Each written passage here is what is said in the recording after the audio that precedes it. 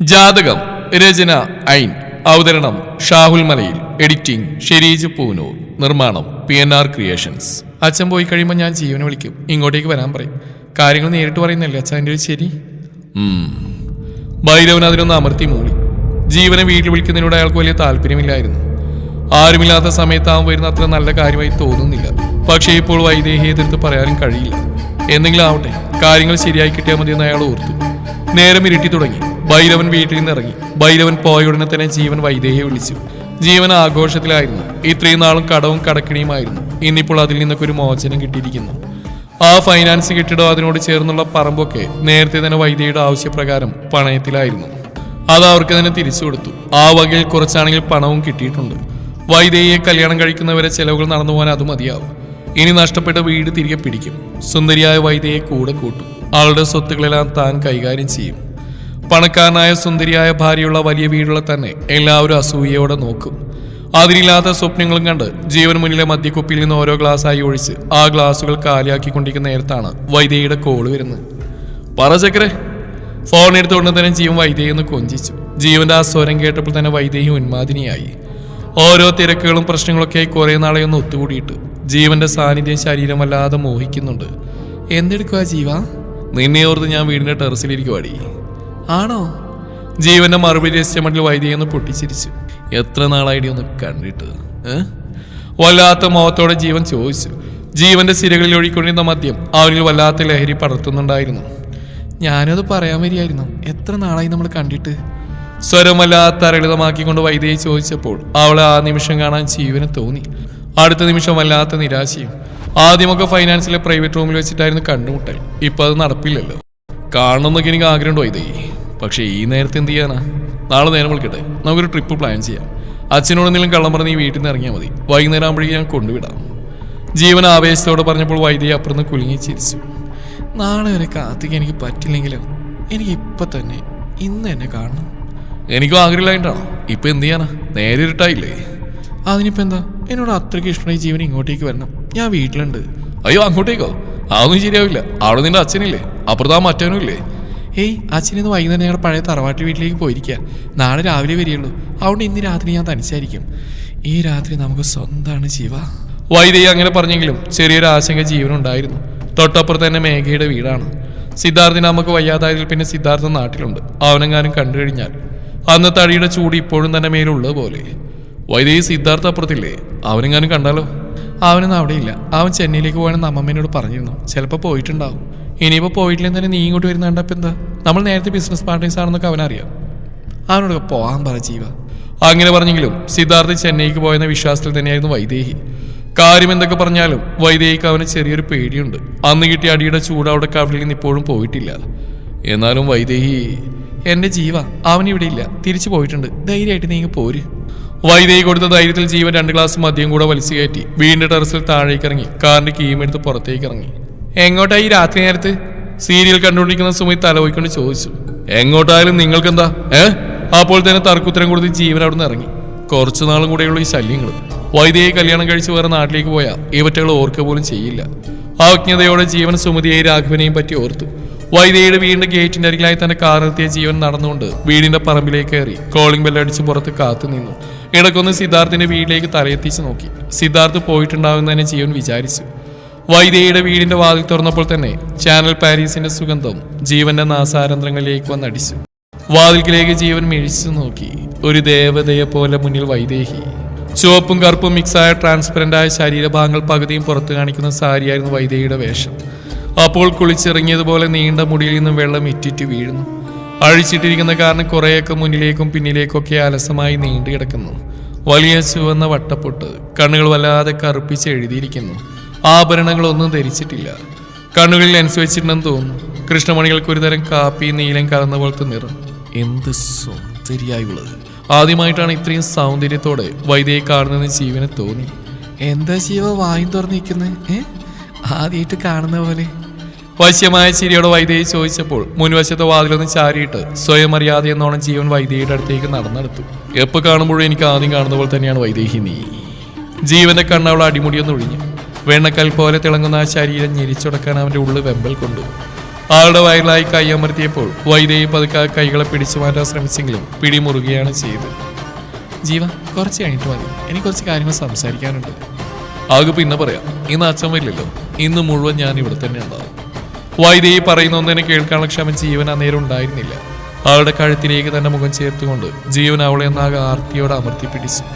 മദ്യത്തിന്റെ രൂക്ഷഗന്ധം വന്ന് അടിച്ചെങ്കിലും അവനെ ആ പിടുത്തത്തിൽ വൈദേഹി അലിഞ്ഞു പോയിരുന്നു. പറയാമെന്ന കാര്യങ്ങൾ പിന്നെ പറയാൻ നേരിട്ട് അവൾ അവനിൽ മുഴുകി. വൈദേഹിയെ കൈകളിൽ കോരിയെടുത്ത് ജീവൻ അവളുടെ മുറിയിലേക്ക് കയറി. മദ്യലഹരിയും വൈദേഹിയുടെ ശരീരത്തോടുള്ള ആസക്തിയുമൊക്കെ അവന് വല്ലാത്തൊരു ഉന്മാദാവസ്ഥയിൽ എത്തിച്ചിരുന്നു. വളരെ നാളുകൾക്ക് ശേഷമുള്ള അവന്റെ സാമീപ്യം വൈദേഹിയും വല്ലാത്തൊരവസ്ഥയിൽ കൊണ്ട് എത്തിച്ചിട്ടുണ്ടായിരുന്നു. പരസ്പരം ഇണ ചേരുമ്പോൾ അവർ മറ്റൊന്നും ചിന്തിക്കുന്നുണ്ടായിരുന്നില്ല. ടൗണിലെ കടകളിലെ മാസവാടക പിരിക്കാനിറങ്ങിയതായിരുന്നു പരമേശ്വരൻ. കട അടക്കുന്ന നേരമാകുമ്പോഴേക്കും ചെന്നാൽ മതി, അല്ലെങ്കിൽ കച്ചവടക്കാർക്ക് അത് ബുദ്ധിമുട്ടാകും. ഭക്ഷണം കഴിച്ച് ഡ്രൈവർ മൊത്തം പരമേശ്വരൻ പോകുന്നവരെ സിദ്ധാർത്ഥ് കാത്തിരുന്നു. പരമേശ്വരൻ ഉണ്ടെങ്കിൽ വൈദ്യയുടെ വീട്ടിലേക്ക് പോകാൻ സമ്മതിക്കില്ല. എന്തെങ്കിലും പറഞ്ഞ് താൻ വഴക്കുണ്ടാക്കുമെന്ന് അയാൾക്ക് നല്ല ഭയമുണ്ട്. അച്ഛൻ പോയി കഴിഞ്ഞപ്പോൾ സിദ്ധാർത്ഥ് മേഘയുടെ അടുത്തേക്ക് ചെന്നു. മേഘ, ഞാൻ അവളുടെ അടുത്തേക്ക് ഒന്ന് പോയിട്ട് വരാം. മേഘയോട് നേരത്തെ തന്നെ കാര്യം പറഞ്ഞിട്ടുണ്ടായിരുന്നു. ചേച്ചിയായിട്ട് വഴക്കിനൊന്നും നിൽക്കരുതേ സിദ്ധേട്ടാ. ഇല്ലടി, എനിക്ക് അവളോട് കുറച്ച് കാര്യങ്ങൾ ചോദിച്ചറിയാനുണ്ട്. അതറിഞ്ഞു കഴിഞ്ഞാൽ ഞാൻ പെട്ടെന്ന് ഇങ്ങോട്ട് പോരും. ഞാൻ വരുന്നതിന് മുമ്പ് അച്ഛനെങ്കിലും വന്നാ ഞാനിപ്പോൾ അങ്ങോട്ട് പോയെന്ന് പറഞ്ഞാൽ മതി. ശരി സിദ്ധേട്ടാ, ഒന്നിന്നേ. പെട്ടെന്ന് എന്തോ ഓർത്ത പോലെ മേഘ അവനെ പിടിച്ചു നിർത്തി. എന്നിട്ട് മുറിയിൽ അലമാര തുറന്ന് ഒരു ചെറിയ ചെപ്പ് പുറത്തേക്ക് എടുത്തു.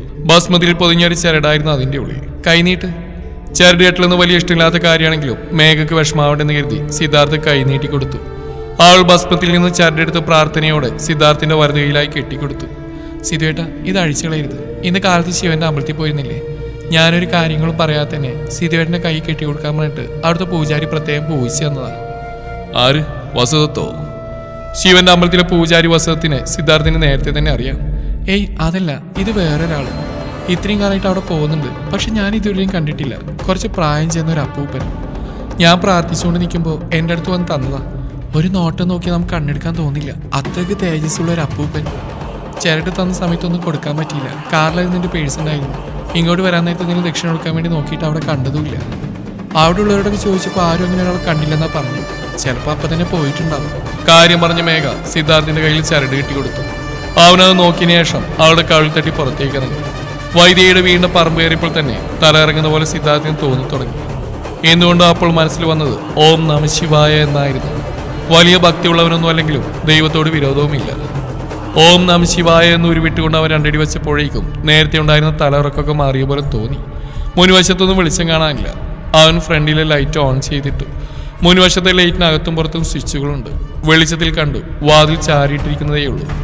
അകത്തൊന്നും ഒരു അനക്കവും കേൾക്കുന്നില്ല. വൈദ്യയെയും ഭൈരവനെയും അവൻ മാറി മാറി വിളിച്ചെങ്കിൽ ആരും വിളി കേട്ടില്ല. വാതിലും തുറന്നിട്ട് ഇവർക്ക് ഇത് എങ്ങോട്ട് പോയി? സംശയത്തോടെ പറഞ്ഞുകൊണ്ട് സിദ്ധാർത്ഥ അകത്തേക്ക് കയറി. പുറത്തില്ലെങ്കിൽ അകത്ത് വെളിച്ചമുണ്ട്. സ്റ്റെയർ കേസിനോട് കുറച്ച് ചേർന്നതിനെയാണ് വൈദ്യയുടെ മുറി. അവിടുന്ന് എന്തോ ഒരു അനക്കം കേട്ട പോലെ സിദ്ധാർത്ഥിന് തോന്നി. എന്തോ കിതക്കുന്ന പോലെയോ മുരളുന്ന പോലെയുള്ള ശബ്ദം. ഇനി അവൾക്ക് എന്തെങ്കിലും ആപത്ത് സംഭവിച്ചോ എന്ന് കരുതി നേരെ സിദ്ധാർത്ഥ് വൈദ്യയുടെ മുറിയുടെ അടുത്തേക്ക് ചെന്നു. ചാരിയിട്ടിട്ട് പോലും ഇല്ലാത്ത ആ മുറിയുടെ വാതിക്കൽ നിന്ന് അവൻ ഉള്ളിലേക്ക് നോക്കി. അവിടുത്തെ കാഴ്ച കണ്ട് അവന് വല്ലാത്ത അറപ്പും വെറുപ്പും തോന്നി. പരസ്പരം ചുറ്റിപ്പിണയുകയാണ് ജീവനും വൈദേഹിയും. ആദ്യത്തെ ആ പകപ്പൊന്ന് മാറിയപ്പോൾ സിദ്ധാർത്ഥിന്റെ ഉള്ളിൽ രോഷം നുരഞ്ഞു പൊന്തി. പള്ളിയടിച്ചുകൊണ്ട് അവൻ ചുറ്റും നോക്കി. അയാളെവിടെ പോയി? വൃത്തിയേട്ട വൈദ്യയുടെ തന്ത. ഉള്ളിലേക്ക് ചെന്ന് രണ്ടിനെ അടിച്ചിടണമെന്ന് ആഗ്രഹം തോന്നിയെങ്കിലും ആ മുറിയുടെ വാതിക്കിലേക്ക് കാലുവെക്കാൻ പോലും അവൻ അറപ്പ് തോന്നി. ഒരു നോട്ടം രണ്ടിനെയും നേരെ നോക്കിയതും കണ്ണുകൾ ഇറുക്കി അടച്ച് സിദ്ധാർത്ഥ് പുറത്തേക്ക് നടന്നു. അവരാണെങ്കിൽ മുറിയുടെ വാതിൽ തുറന്നെടുക്കുന്ന പോലെ അറിയാതെ തങ്ങളുടെ ശരീരത്തിന്റെ ഇച്ഛ ശമിപ്പിക്കുന്ന തിരക്കിലായിരുന്നു. സിദ്ധാർത്ഥിന് തന്റെ ദേഹമാകെ ഒരു തരിപ്പ് പടരുന്ന പോലെ തോന്നി. എന്ത് ചെയ്യണമെന്ന് അറിയില്ല. ആരെങ്കിലുമൊക്കെ വിളിച്ചു കൂട്ടിയാലും തങ്ങൾക്കും കൂടിയാണ് നാണക്കേട്. തനിക്ക് കണ്ണി നേരെ കണ്ടുകൂടെങ്കിലും വൈദേഹി തന്റെ അപ്പച്ചിയുടെ മകളാണ്. അച്ഛമ്മയെങ്ങാൻ ഇതറിഞ്ഞ നെഞ്ചുപൊട്ടി മരിക്കും. അച്ഛമ്മ മാത്രമല്ല, അച്ഛന്റെ അവസ്ഥ ഏറെക്കുറെ ഇത് തന്നെയായിരിക്കും. കുഞ്ഞനിയത്തിയുടെ മകളെ വലിയ കാര്യം തന്നെയാണ് അച്ഛന്. വിയർത്തൊഴുകിയ ദേഹവുമായി അവൻ പുറത്തേക്ക് ഇറങ്ങി. വീടിന്റെ കാർ പോർച്ചിന്റെ അരികിലായ ഒരു മൂലയിൽ നീക്കിയിട്ടിരിക്കുന്ന തന്റെ പഴയ ബുള്ളറ്റിന് മേൽ സിദ്ധാർത്ഥിന്റെ കണ്ണ് ചെന്ന് പെട്ടു. പണ്ടെങ്ങോ ഓടിച്ച് അതിൽ നിന്ന് വീണുകൊണ്ട് തന്നെ പിന്നെ അത് ഓടിക്കാമ സമ്മതിച്ചിട്ടില്ല. പല ബൈക്കുകളും കാറൊക്കെ പിന്നീട് വാങ്ങിയെങ്കിലും ഈ ബുള്ളറ്റിൽ ഇതുവരെയും തൊട്ടിട്ടില്ല. തറവാട്ടിൽ വെച്ചാൽ കണ്ണ് തെറ്റില്ല താനെടുക്കുന്ന കരുതി അമ്മ കൊണ്ടുവെപ്പിച്ചാണ് ഇവിടെ. അന്ന് കയറ്റിയിട്ടതാണ് ഈ ഷെഡിൽ. ഇടക്കൊന്ന് തുടച്ചും മിനിക്കും വെക്കും. ഇപ്പോൾ കുറെ നാളായി ഈ വഴി വരാത്തതുകൊണ്ട് ആകെ പൊടി പിടിച്ച് കിടക്കുകയാണ്. സത്യത്തിൽ ഇങ്ങനെ ഒരെണ്ണമുള്ള കാര്യം തന്നെ മറന്നുപോയി. പെട്ടെന്നുള്ള തോന്നൽ സിദ്ധാർത്ഥ് നേരെ ബുള്ളറ്റിന്റെ അടുത്തേക്ക് ചെന്ന് അതിന്റെ ക്രാഷ് കാർഡ് കൈകൊണ്ട് ഊരിയെടുത്തു. രണ്ടിനെ അങ്ങനെ വെറുതെ വിട്ടാൽ പറ്റില്ലല്ലോ. അവൻ നേരെ അതുകൊണ്ട് വൈദ്യയുടെ വീടിനകത്തേക്ക് കയറി. മുറിയുടെ വാതിൽ ചെന്ന് നിന്ന് ശക്തിയില്ലാതെ വൈദ്യയും ജീവനുള്ള കട്ടിലേക്ക് വലിച്ചെറിഞ്ഞു. കൃത്യമായി ജീവന്റെ തലയുടെ പിൻഭാഗത്താണ് അടിച്ച് നിന്ന്. എയറിന്റെ ശക്തി കൊണ്ട് ജീവനിൽ നിന്നൊരു ആർത്തനാദം ഉയർന്നു. ആലസ്യത്തിൽ ജീവന്റെ അടിയിലായി കിടന്നിരുന്ന വൈദേഹി അവന്റെ കരച്ചിൽ കേട്ടാകെ പകച്ചുപോയി. അവനെ അവൾ ശക്തിയിൽ തള്ളിമാറ്റി. തലപൊത്തി ജീവൻ പുറകിലേക്ക് കരഞ്ഞുകൊണ്ട് കിടന്നപ്പോൾ എന്ത് സംഭവിച്ചു എന്നറിയാതെ വൈദേഹി ചുറ്റും നോക്കി. ബുള്ളറ്റിന്റെ ക്രാഷ് ഗാർഡ് അരികിൽ കിടക്കുന്ന കണ്ടപ്പോൾ ഞെട്ടിപ്പോയി. ഇതിപ്പോ എവിടുന്ന് വന്നു? പകച്ചുകൊണ്ട് അവൾ വാതിൽക്കിലേക്ക് നോക്കുമ്പോൾ അവിടെയുണ്ട് സിദ്ധാർത്ഥ് നിൽക്കുന്നു. ഭൂമി പിളർന്ന് താഴേക്ക് പോയാൽ മതിയെന്ന് വൈദേഹിക്ക് ആ നിമിഷം തോന്നി. അവളുടെ മുഖം കടലാസ് പോലെ വിളറി വെളുത്തു. ഇവനെന്താ ഇവിടെ? ഇവനെങ്ങനെ അകത്തേറി? വാതിലപ്പ് അടച്ചിട്ടില്ലായിരുന്നോ? ആദ്യത്തെ ആ പകപ്പ് മാറിയപ്പോഴാണ് താൻ പൂർണ്ണ നഗ്നയാണെന്ന് വൈദേഹിക്ക് ഓർമ്മ വന്നത്. അവൾ വേഗം ഒരു പുതപ്പെടുത്ത് തന്റെ ശരീരം മറച്ചു.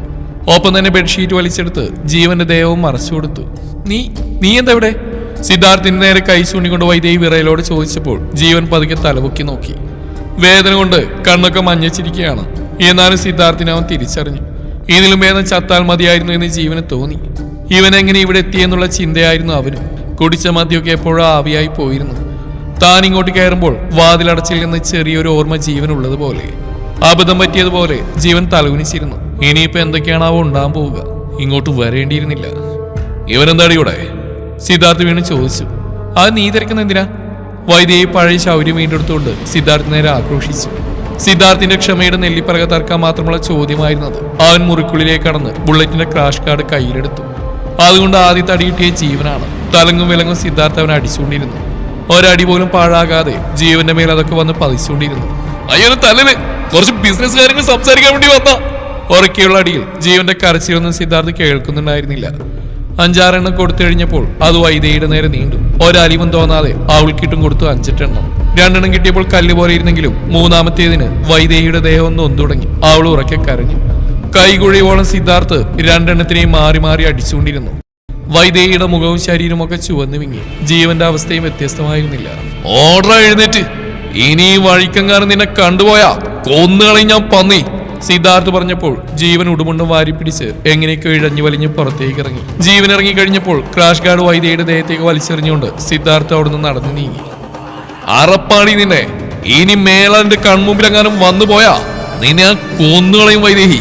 ഇറങ്ങിപ്പോകുന്ന വഴി സിദ്ധാർത്ഥ് പിന്തിരിഞ്ഞ് അവിടെ നേരെ ഒന്ന് ഒച്ചയെടുത്തു. കടയിലെ വാടക പിരിച്ചിരുന്ന വഴിയായിരുന്നു പരമേശ്വരൻ. ഗേറ്റ് ഇറന്നപ്പോഴേ കണ്ടു വൈദേഹിയുടെ വീട്ടിൽ നിന്ന് ഇറങ്ങി വരുന്ന സിദ്ധാർത്ഥിനെ. ഇവനെന്തിനാ അങ്ങോട്ട് പോയത്? അവളായിട്ട് എന്തെങ്കിലും പറഞ്ഞ് വഴക്കുണ്ടാക്കിയിരിക്കും. പരമേശ്വരൻ വീട്ടിലേക്ക് കയറാതെ ചെമ്പരത്തിക്കാടിന്റെ പിൻഭാഗത്തുകൂടെ വൈദേഹിയുടെ വീട്ടിലേക്ക് നടന്നു. അപ്പോഴാണ് ഗേറ്റ് ഇറന്ന് ജീവൻ പോകുന്ന പരമേശ്വരൻ കണ്ടത്. ഗാർഡനിലെ ലേറ്റിൽ അത് ജീവനാണെന്ന് പരമേശ്വരൻ മനസ്സിലായി. ഇതിപ്പോ എന്താ കഥ? ജീവനെന്താ ഇവിടെ വന്ന്? വൈദേഹി, മോളെ വൈദേഹി! ഉറക്കി വിളിച്ചുകൊണ്ട് അയാൾ വൈദേഹി കാണാനേ ഉള്ളിലേക്ക് നടന്നു. പരമേശ്വരന്റെ ശബ്ദം കേട്ടപ്പോൾ തകർന്നിരിക്കുന്ന അവസ്ഥയിലും വൈദേഹിയുടെ തലയിൽ 1000 സൂത്രങ്ങൾ പൊന്തി വന്നു. വാരി വലിച്ച് വസ്ത്രങ്ങളെടുത്ത് കരഞ്ഞിറങ്ങിയ കണ്ണുകൾ ഒന്നുകൂടെ തിരുമ്മിച്ച് ഒപ്പിച്ച് ഏങ്ങളോട് അവൾ മുറിയിൽ നിന്നും പുറത്തേക്ക് ഇറങ്ങി. എന്താ മോളെ, നിന്നെ ആരെങ്കിലും ഉപദ്രവിച്ചോ? ആളുടെ രൂപവും ഭാവമൊക്കെ കണ്ടപ്പോൾ പരമേശ്വരൻ വല്ലാതെ ഭയന്നു പോയിരുന്നു. ആ മാമേ, വൈദേഹി കരഞ്ഞോണ്ട് പറഞ്ഞു. ആരെന്റെ മോൾ ഉപദ്രവിച്ച്?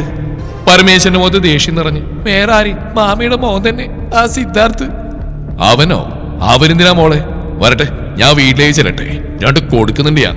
പരമേശ്വരൻ അതും പറഞ്ഞ് വീട്ടിലേക്ക് നടക്കാൻ ഒരുങ്ങിയപ്പോൾ വൈദേഹിയുടെ ഉള്ളൊന്ന് കാളി. ഇപ്പോഴെങ്ങാനും മാമാവിനോട് ചെന്ന് വിവരം ചോദിച്ചാൽ അവനെല്ലാം മാമയോട് പറഞ്ഞു കൊടുക്കും. പിന്നെ ജീവിച്ചിരുന്നിട്ട് കാര്യമില്ല. തൽക്കാലം മാമാവിനോട് സംസാരിക്കാത്ത രീതിയിൽ പറഞ്ഞു കൊടുക്കണം. മാമി വേണ്ട, അവരോടൊന്നും ചോദിക്കണ്ട. മാമി എനിക്ക് വാക്കിരണം, ഒന്നും ചോദിക്കില്ലെന്ന്. എന്നാലും ഞാൻ കാര്യം പറയൂ. വൈദേഹി ഒരു കാര്യമില്ല അങ്ങനെ പറയില്ലെന്ന് പരമേശ്വരന് തോന്നി. സിദ്ധാർത്ഥിനോടൊന്നും ചോദിക്കില്ലെന്ന് പരമേശ്വരൻ അവൾക്ക് ഉറപ്പെടുത്തു. അവളുണ്ടല്ലോ, ആ മേഘ, മാമയുടെ പുന്നാര മരുമകള്. അവളുടെ മുമ്പത്തെ ഒരു കാമുകനില്ലേ ജീവൻ, അവൻ ഇടയ്ക്കിടയ്ക്ക് തറവാട്ടിൽ ആരും കാണാതെ വന്നു പോകാറുണ്ട്.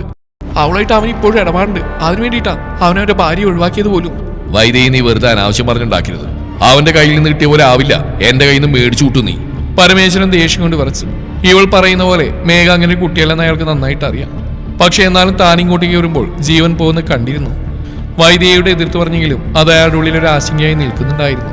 വേണ്ട, വിശ്വസിക്കണ്ട. മകന്റെ മണ്ടത്തിൽ അച്ഛനും കാണിച്ചോ, എനിക്കെന്താ കുഴപ്പം? ഒരു കുഴപ്പമില്ല. മാമ വേണമെങ്കിൽ വിശ്വസിച്ചാൽ മതി. അവൻ ഇടയ്ക്കിടയ്ക്ക് വന്നു പോകാറുണ്ട്. വേണമെങ്കിൽ പറമ്പിലെ പണിക്കാരോട് ചോദിച്ചോ, അവൻ ഈ പരിസരത്തൊക്കെ കണ്ടവരുണ്ട്. ഇന്നും ആരില്ലെന്ന് കരുതി അവൻ മേഘയെ കാണാൻ വേണ്ടി വന്നാ. പക്ഷെ സിദ്ധാർത്ഥ് പെട്ടെന്ന് എവിടുന്ന കയറി വന്നപ്പോൾ അവൻ കിടന്ന് ചുറ്റിത്തിരിഞ്ഞു. സിദ്ധാർത്ഥിനോട് ചെന്ന് വിവരം പറയാന്ന് വെച്ച് ഇറങ്ങുമ്പോൾ സിദ്ധാർത്ഥ് പുറത്ത് നിൽക്കുന്നുണ്ടായിരുന്നു. ഞാനിത് പറഞ്ഞ വഴിക്ക് അവൻ എന്നെ കൂട്ടി ഇങ്ങോട്ടേക്ക് കയറി എന്നെ അടിച്ച് ഇതാക്കി. അവനാണെങ്കിൽ ഇതിനിടയിൽ ഇവിടുന്ന് രക്ഷപ്പെടുകയും ചെയ്തു. അവിടെ ഇട്ട് തല്ലി അവന്റെ ഭാര്യ വിഷമിക്കത്രേ. അവള് മനസ്സറിയാത്ത കാര്യമാണത്രേ. ആ മണ്ടനോട് എത്ര പറഞ്ഞിട്ട് വിശ്വസിക്കുന്നില്ല.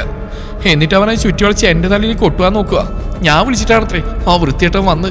എന്നാലും സ്വന്തം ഭാര്യ രക്ഷ ഇങ്ങനെ കാണുകയെന്നാണോ പറയോ? ജനിച്ചിട്ട് ഇന്നേ ഒരു സിദ്ധുവല്ലാത്ത ഒരാണി അങ്ങനെ ഒരു മുഖത്തോടെ ഞാൻ നോക്കിയിട്ടില്ല. എന്നെയാ അവ അനാവശ്യം പറഞ്ഞുണ്ടാക്കിയത്. വൈദേഹി പറഞ്ഞപ്പോൾ പരമേശ്വരൻ അവളിൽ നിന്ന് സൂക്ഷിച്ച് നോക്കി നിന്നു. നിർത്തടി, ഒരു പാവം പെൺകുട്ടിയെ പറ്റി അനാവശ്യം പറയുന്നു. കുറെ നാളെ ഞാൻ ഓരോന്ന് കാണുന്നു വൈദേഹി. വരട്ടെ, ഒരു ദിവസം ഞാനൊരു പിടി പിടിക്കും. അവളുടെ കയ്യിലായി ഒന്ന് അടിച്ചുകൊണ്ട് പരമേശ്വരൻ അവിടുന്ന് ഇറങ്ങി നടന്നു. ഇത്ര മെനക്കെട്ടെന്ന് പറഞ്ഞിട്ടും കിളവൻ വിശ്വസിക്കാതെ പോയതിൽ വൈദേഹിക്ക് വല്ലാത്ത അമർഷം തോന്നി. എന്നാലും സാറില്ല, എന്തെങ്കിലുമൊക്കെ ഒന്നും പറയാതെ അങ്ങേര് ഇവിടുന്ന് പോവില്ല. അവനായിട്ട് അങ്ങേര് സംസാരിക്കാൻ പോകുന്നില്ല. അവനായിട്ട് തൊട്ട് മാമിയോടും പറയില്ല. മേലാകെ വിങ്ങി നീറുന്ന വേദന സിദ്ധാർത്ഥിനെ പറ്റി ഓർക്കും തോറും വൈദേഹിയുടെ കണ്ണുകളിൽ നിന്നും തീപാറി. തന്നെ ഈ അവസ്ഥയിൽ കണ്ട സ്ഥിതിക്ക് അവനുമൊത്തൊരു ജീവിതം ഇനി അസാധ്യമാണ്. അത് ഏതാണ്ട് ഉറപ്പായി കഴിഞ്ഞു. അവനിനി ഒരിക്കലും തന്നെ സ്വീകരിക്കാൻ പോകുന്നില്ല. അങ്ങനെ ഇപ്പൊ എനിക്ക് കിട്ടാത്ത സന്തോഷം അവനും കിട്ടാൻ പോകുന്നില്ല. അന്ന് അച്ഛൻ അവനെതിരെ ഒരു കഠിനമായ പ്രവൃത്തി ചെയ്യാൻ പോയതായിരുന്നു. താനാണ് അതിനെ തടഞ്ഞു നിർത്തിയത്. എന്നാലും 90 ദിവസത്തിനുള്ളിൽ അവൻ എന്തെങ്കിലും ആപത്തുറ്റെന്ന് അച്ഛന് വാക്കുകൊടുത്തിട്ടുണ്ട്. പക്ഷേ ഇനി അത് വേണ്ട. അത്രയും ദിവസം കാത്തിരിക്കാനുള്ള ക്ഷമ തനിക്കില്ല. 7 ദിവസം അതിനുള്ളിൽ അവൻ വീണിരിക്കണം. ഇനി ഒരിക്കലും എഴുന്നേൽക്കാൻ പറ്റാത്ത വിധം. തുടരും ഈ കഥയുടെ ബാക്കി ഭാഗം നാളെ ഇതേ സമയം.